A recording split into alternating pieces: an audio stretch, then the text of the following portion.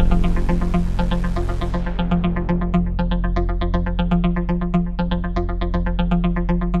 everyone, aloha and welcome to Vice Cubes. I'm your host, Raven Aiko. Thank you for joining me today. Please like, share, and subscribe. I'm on Spreaker, Spotify, Stitcher, Apple Podcasts, Google Podcasts, Mixcloud, Castbox, and YouTube. Come follow me on Instagram at Vice Cubes, where I often share pics that correlate with each episode. And come visit my website at vicecubespodcast.com. You can also send me an email at vicecubes@gmail.com.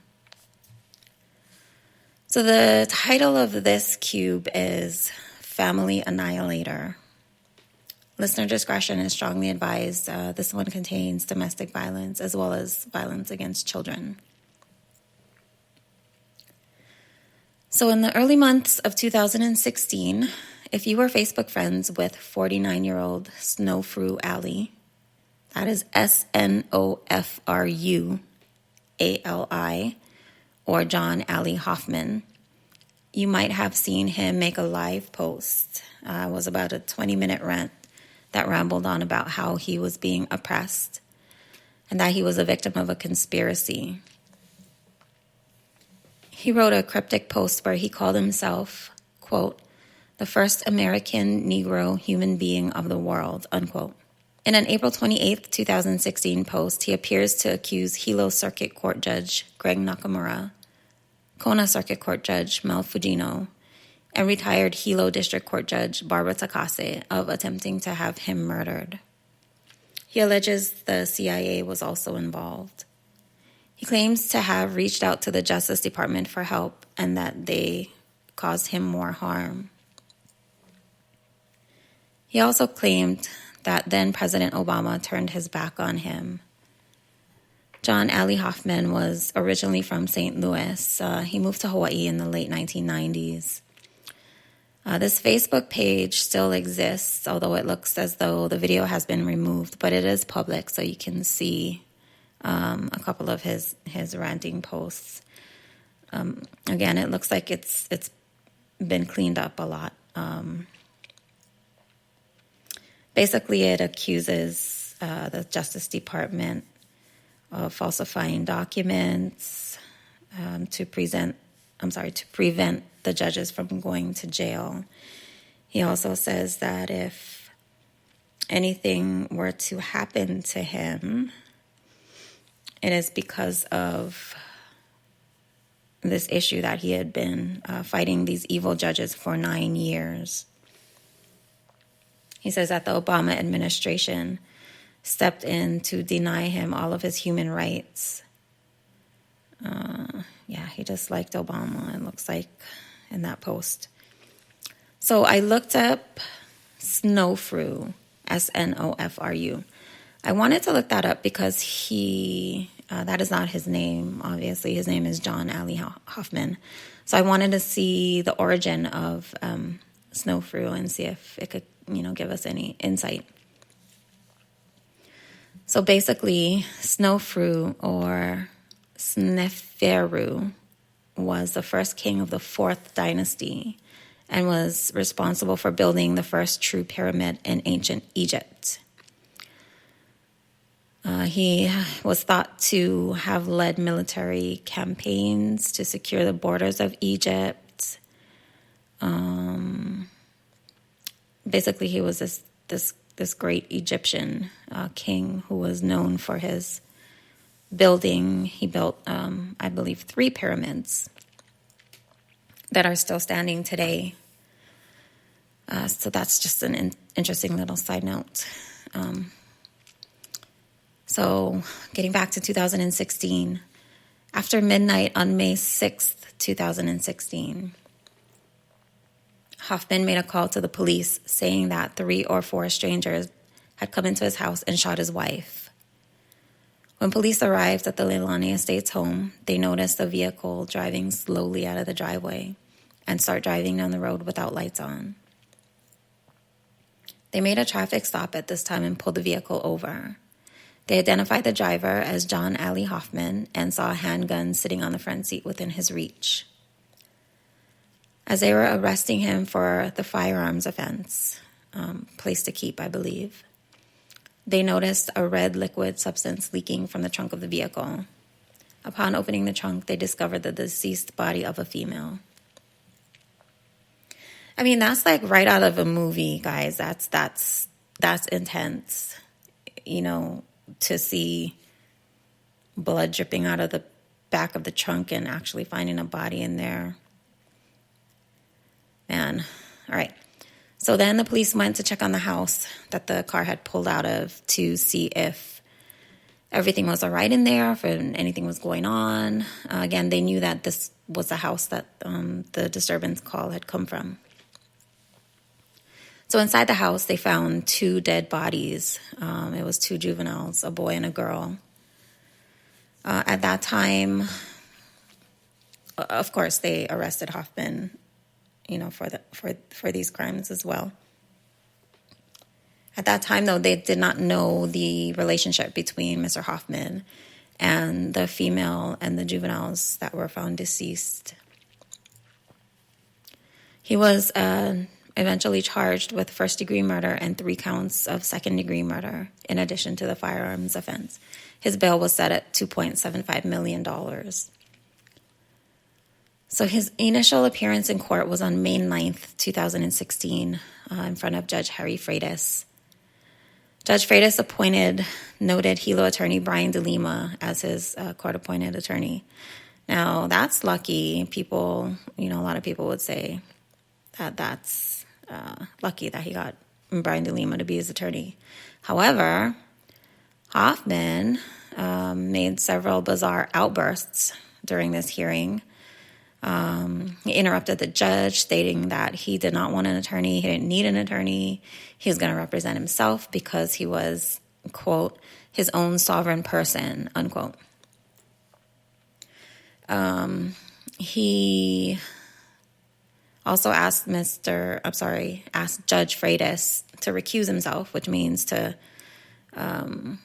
disqualify himself as the judge, because he was a sovereign person, and this situation was creating a breach of national security.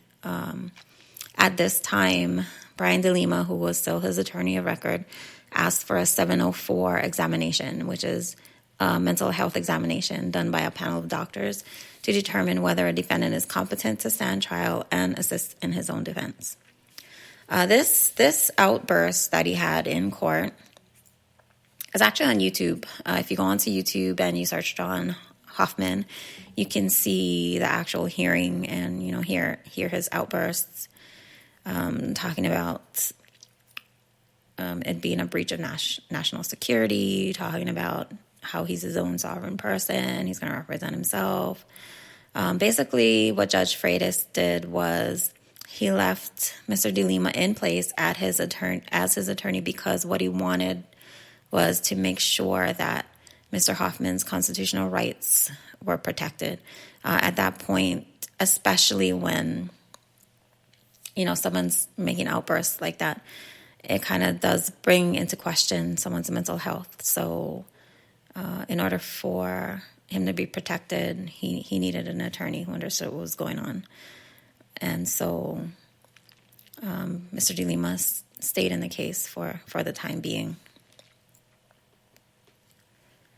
So the victims in the case were Hoffman's wife, 40-year-old Araceli Hoffman, their 7-year-old daughter, Clara Hoffman, and their 5-year-old son, John Hoffman, who they called Junior.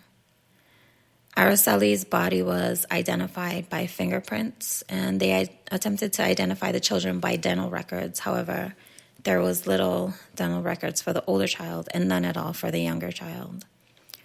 So because of this, they had to call the children's uncle, who I believe was the mother's brother, to come in and personally identify the bodies of his own niece and nephew.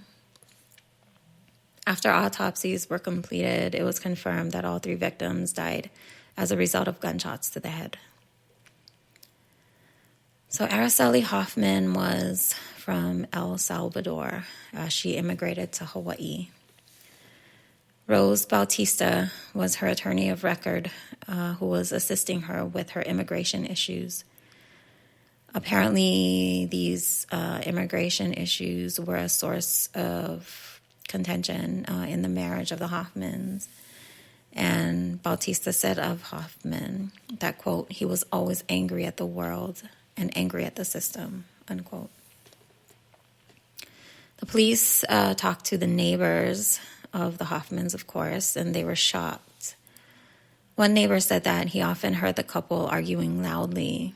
He said that it was obvious that it was not a happy relationship. Most of the neighbors, however, they didn't even know the family. They called them reclusive. I guess they didn't see them outside a lot. They didn't know them by name.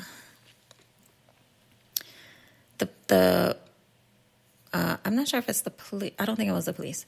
I think it was the media had contacted Mr. Hoffman's family as well. So they spoke with Mr. Hoffman's brother's wife, so his sister-in-law, who said that they were shocked that it didn't sound like something that John Hoffman would do. She said that he was like a caretaker, that he would, take care of people and especially children. So she had a hard time believing that he had done this.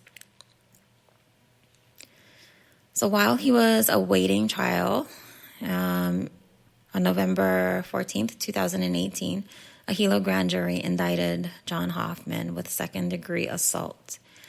Allegedly, he had attacked a jail guard at the Hawaii Community Correctional Facility in Hilo.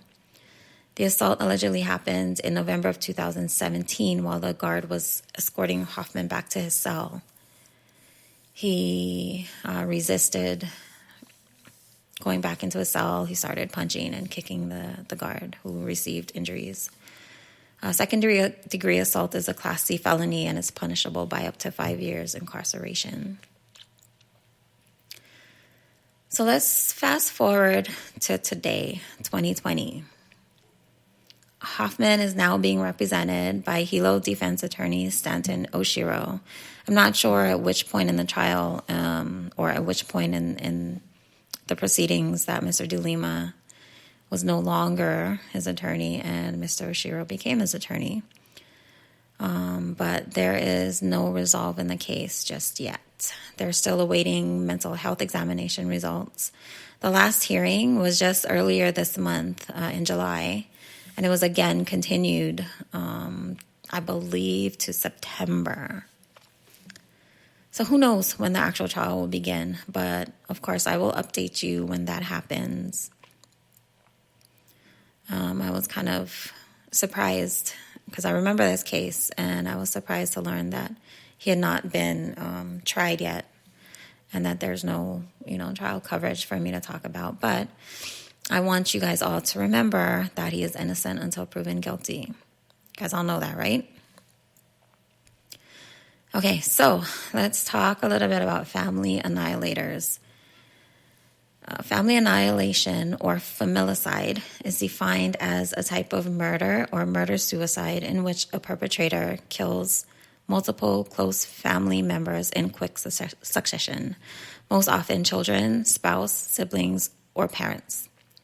In half the cases, the killer lastly kills themselves in a murder-suicide.